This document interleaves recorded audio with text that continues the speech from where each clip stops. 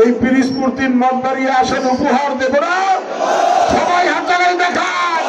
সবাই আমাদের দলের ভারপ্রাপ্ত চেয়ারম্যান একটি স্লোগান আমাদের শিখিয়েছে, সেটি হচ্ছে সবার আগে বাংলাদেশ। বিগত ফ্যাসিস্ট হাসিনা বিরোধী আন্দোলনে এই মঠবাড়িয়াতে বারবার হামলা ভাঙচুর মামলা হয়েছে। রুহুল আমিন দুলাল সহ অসংখ্য নেতা কর্মীর রক্ত ঝরেছে। একটাই দাবি ছিল, ভোটের দাবি। ভোটের মাধ্যমে কার্যকারী গণতন্ত্র রাষ্ট্র প্রতিষ্ঠার দাবি। দাবি ছিল মানবিক অধিকারের দাবি।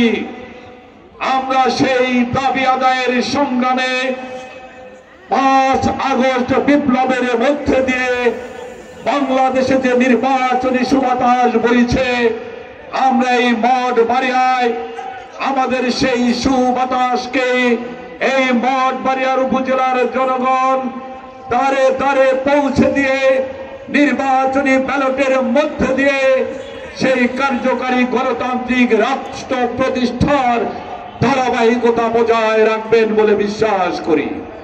আগামী ফেব্রুয়ারিতে নির্বাচনের আগ পর্যন্ত আমাদের সমস্ত কর্মকাণ্ডের মধ্যে একটি কর্মকাণ্ড প্রাধান্য পাবে, তাহলে আমাদের প্রার্থী এবং ধানের শীষকে বিজয়ী করে এবং এই অঞ্চলে বিএনপির শিকড় মাটিতে গ্রথিত করার এটাই সর্বশেষ সুযোগ।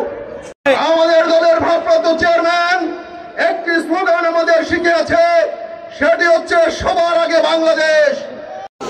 আমি বিগত দিনে আমি দল থেকে বহিষ্কৃত না, আপনাদেরকে কি বলেছি, আপনারা যদি আমার বহিষ্কার প্রত্যাহার চান তাহলে তারেক রহমান প্রত্যাহার করবেন, করছে না? আপনারা যদি আমার জন্য মনোনয়ন চান তাহলে তারেক রহমান আমাকে মনোনয়ন দিবে, দিছে না? আপনারা চেয়েছেন না? এখন আগামী ফেব্রুয়ারির নির্বাচনে আমরা তারেক রহমানকে এই পিরিজপুর-3 মঠবাড়িয়া আসন উপহার দেব না? সবাই হাততালি দেখান।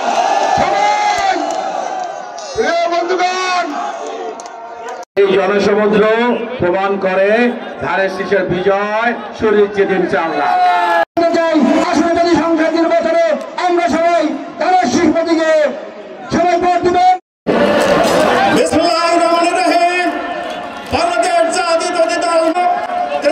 জাতীয় সংসদ নির্বাচনে পিরিজপুর-3 মঠবাড়িয়া থেকে আলাস রুহুল আমিন দুলাল প্রধান অতিথি কুতুব ভাইয়ের শুভেচ্ছা, নতুন ভাইয়ের শুভেচ্ছা, লাল গোলাপ শুভেচ্ছা।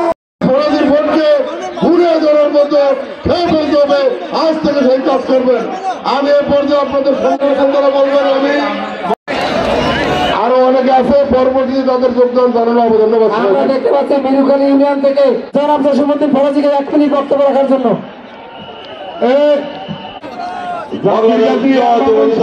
মঞ্চে আসেন।